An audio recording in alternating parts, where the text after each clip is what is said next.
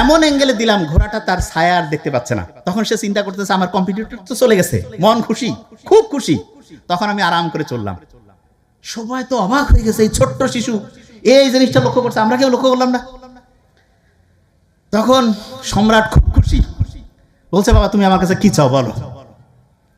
তা সবাই চিন্তা করতেছে যতই ঘোড়ার এই কেরামতি সে দেখাক, ছোট্ট 8-10 বছরের শিশু কি যাবে। ও বলতেছে বাবা আমি পারস্য চাই তোমার কাছে। পারস্য চাই কথাটা অনেকে আমরা বুঝতে পারবো না যে এটার মানেটা কি।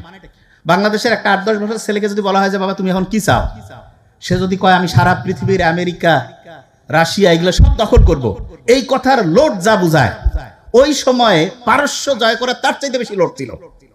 তার মানে পারস্য ছিল ওই সময়ের সুপার পাওয়ারফুল কান্ট্রি, ওইটা সে দখল করতে চায় যে বাবা আমি ওইটা জিতবো। ওর বাবাও জানতো যে এই ছেলের ভবিষ্যৎ উজ্জ্বল, কিন্তু এতটা উজ্জ্বল ওর বাবা একটু ঘাবড়ায় গেছে।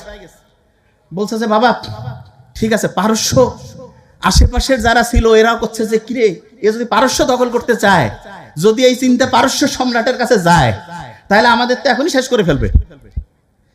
যাই হোক, ওর বাবা বলছে ঠিক আছে তুমি এখানে থাকো। ওর বাবা যুদ্ধে চলে গেল। যুদ্ধে যাওয়ার পরে